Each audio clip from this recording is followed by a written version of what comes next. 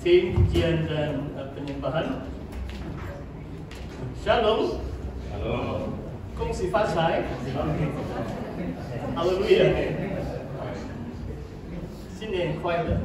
Saya pun tidak begitu pandai berkata-kata dalam bahasa Mandarin.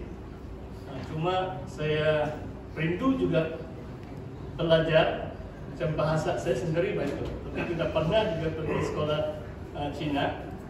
Saudara yang saya kasih dalam Tuhan, saya sangat bersyukur kepada Tuhan karena pagi hari ini sempena tahun baru Cina, saya dapat menyampaikan firman Tuhan, dan juga pada tahun baru kalender 1 hari bulan 1 yang lalu saya berada di Sandakan dan diberi kesempatan juga untuk berkongsi firman Tuhan. Dan nampaknya sudah dekat 3 bulan saya tidak berkongsi firman Tuhan di tempat ini. Begitu cepat masa berlalu, dan saya sangat bersyukur kepada Tuhan karena pada hari ini, walaupun mungkin minggu ini adalah ujung minggu cuti panjang, namun engkau memilih untuk berada di tempat ini, di rumah Tuhan. Saudara, saya ingin berkongsi satu tema yang saya anggap penting, yaitu Tuhan yang menentukan jalan-jalan dan hari-hari kita. Mungkin karena kebetulan hari ini tahun baru Cina, saya mau ubah sedikit tuh perkataan hari. Tuhan yang menentukan jalan-jalan dan tahun kita. Dan saya mau mulai baca dari Mazmur 139 ayat 16. Saya ada beberapa ayat dalam kitab Mazmur. Kenapa saya katakan Tuhan yang menentukan jalan-jalan kehidupan kita, bahkan hari-hari kita dan tahun-tahun kita itu di dalam tangan Tuhan. Saya baca dari Mazmur 139 ayat 16. Mataku melihat selagi aku bakal anak, maksudnya masih dalam kandungan ibunya, dan dalam kitabmu semuanya tertulis, hari-hari yang akan dibentuk sebelum ada satu pun daripadanya. Saya bacakan sekali lagi. Dalam kitabmu semuanya tertulis, hari-hari yang akan dibentuk sebelum ada satu pun daripadanya. Maksudnya seolah-olah Tuhan sudah mengatur seluruh kehidupan kita, dan ada tertulis di dalam kitabnya. Hari-hari kita sebelum dibentuk pun sudah Tuhan tahu, supaya kita dapat hidup menurut kehendak dan rencana Tuhan.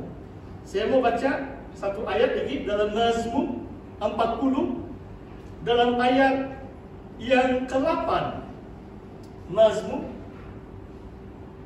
lalu aku berkata, Mazmur 40 ayat 8, sungguh aku datang. Ini Raja Daud, si pemazmur.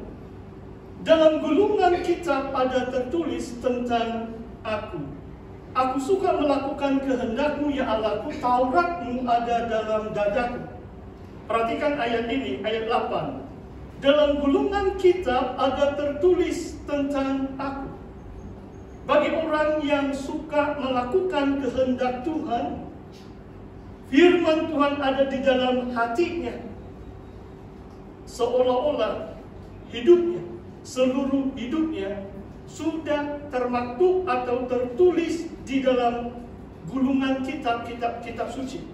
Mungkin saya mau beri satu ilustrasi.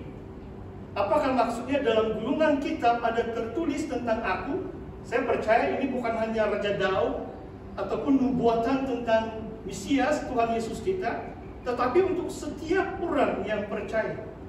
Waktu saya baru mengenal Tuhan Yesus, itu sudah 40 tahun.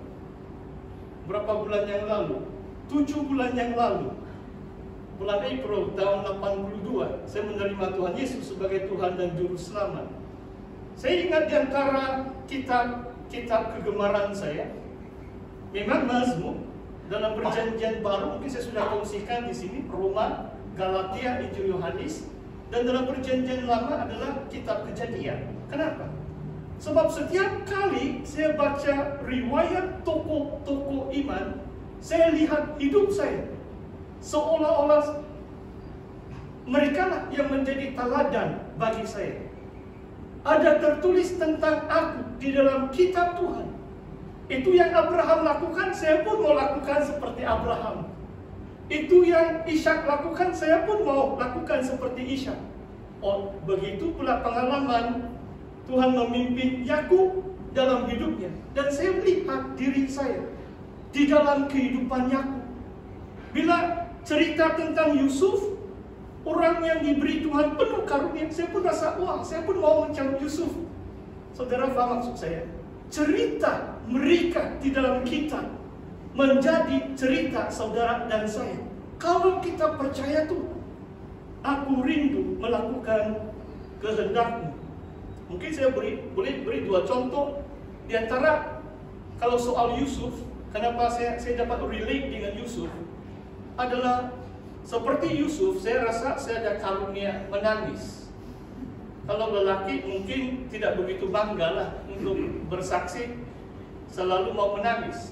Saudara, coba kamu baca Yusuf Perdana Menteri Mesir ketika itu, sekurang-kurangnya 6 kali tertulis dalam kitab Kejadian bahwa Yusuf menangis. Lihat saudaranya datang, dia menangis beberapa kali. Lihat Yakub, ayahnya datang dari jauh yang sudah tua, dia menangis. Ayahnya mau dekat mati, dia menangis.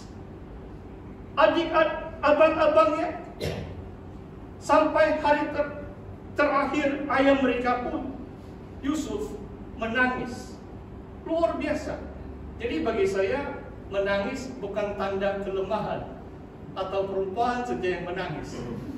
Kalau kamu ada karunia menangis, bolehlah jadi macam Perdana Menteri si Yusuf. Haleluya. Inilah maksudnya, di dalam kitab ada tertulis tentang aku. Kita mengadani tokoh atau kehidupan tokoh-tokoh iman. Dan ayat yang seterusnya dalam bab yang ke-31, Mazmur 31, dalam ayat yang ke-16, Mazmur 31 ayat yang ke-16. Masa hidupku ada dalam tangan-Mu. Kalau dalam bahasa Inggris atau dari bahasa Ibrani lebih tepat lagi, my times are in your hands, O Lord. Waktu-waktuku, setiap waktuku ada di dalam tangan-Mu. Kata si Mazmur, lepaskanlah aku dari tangan musuh-musuhku dan dari orang yang mengejar aku. Maka kalau saudara membaca kitab Mazmur, mungkin saudara akan heran, kenapa Daud atau si pemazmur ini mempunyai banyak musuh. Saudara tahu berapa kali perkataan musuh disebut dalam kitab Mazmur yang ada 150 kitab? 20 kali perkataan musuh disebut? Tidak. 50 kali? Tidak. 90 kali? Tidak.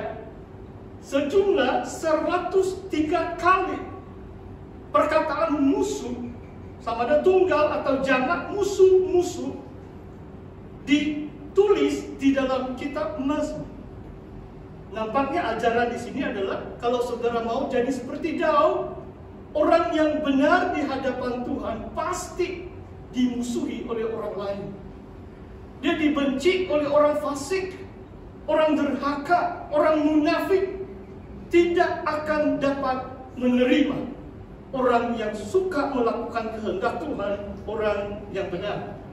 Dan Daud mengatakan, waktu-waktuku, masa hidupku di tangan Tuhan, bukan ditentukan oleh musuh-musuhnya yang coba membunuhnya, coba mengucilkannya dari kerajaan Israel ketika itu, waktu dia menjadi buruan Raja Saul. Saudara, kadang-kadang sebagai manusia, mungkin saudara tidak dapat setuju atau kurang setuju dengan tema yang saya berikan hari ini.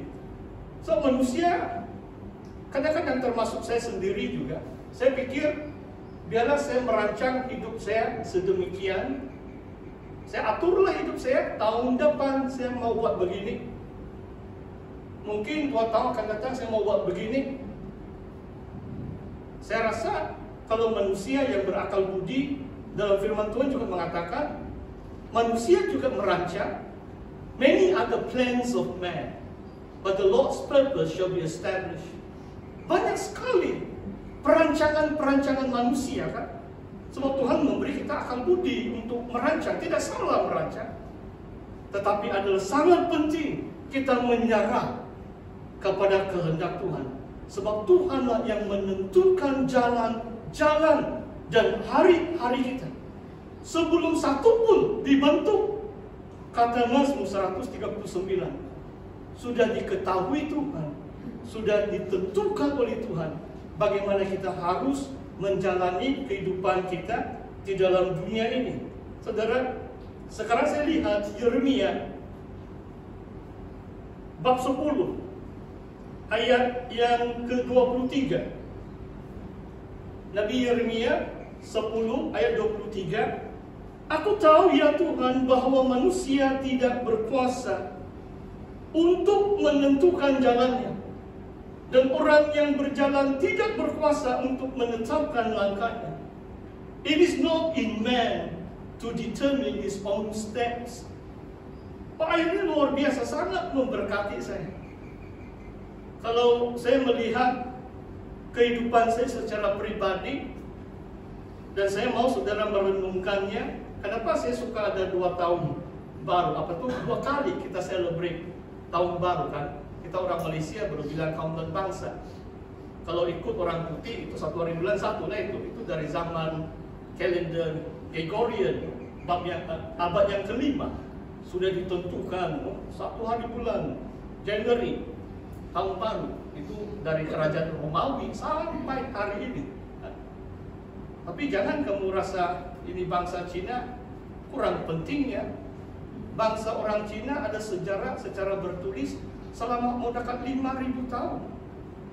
2.500 tahun sebelum Masehi sudah ada catatan-catatan tertulis dalam huruf Cina yang saya tidak tahu langsung. Saya tulis saja nama saya, Xiao Jingwei. Wah, luar biasa. Itu saja yang saya tahu. Selebih daripada itu mungkin tahu juga lah Ta Xiao, orang main judi kan itu saja mungkin. Tapi yang lain saya bukan tahu. Dan mereka tentukan tahun-tahun sedemikian. Dan baru-baru saya pergi di satu supermarket, saya tidak mau sebut pun nama itu mall yang besar. Ada satu putaran, ada ini apa itu, perhiasan, decoration. Putaran dia Santa Claus, kemudian Arnab, ready. Saudara tahu maksud saya? Baru-baru mungkin sebulan yang lalu, Christmas kan, orang dunia pikir Santa Claus melambangkan Christmas, kelahiran Yesus. Sedangkan langsung tidak ada kenal-kenal. Santa Claus itu dongeng. Eropa Utara, Saint Nicholas, Jingle Bell, datang memberi hadiah. Langsung tidak ada dalam firman Tuhan. Jadi jangan kamu sebut Santa Claus waktu Christmas. Tapi bangsa-bangsa di dunia mereka tidak tahu. Jadi mereka mau kasih tunjuk. Orang Malaysia ini banyak perayaan. Santa Claus, Christmas, Arnab, sebab tahun ini tahun Arnab begitu. dia pusing-pusing. Dan 1 tahun lagi adalah tahun saya, tahun naga. Wah. Kalau saudara boleh teka umur saya, sebab ada 12 binatang. Jadi sudah putaran 5 kali sudah. Saya mau 60 tahun sudah. Ini yang saya belajar dari, saya lupa sudah dari mana saya belajar. Kalau kamu faham Cantonese, saya coba Cantonese saya pun separuh jalan saja.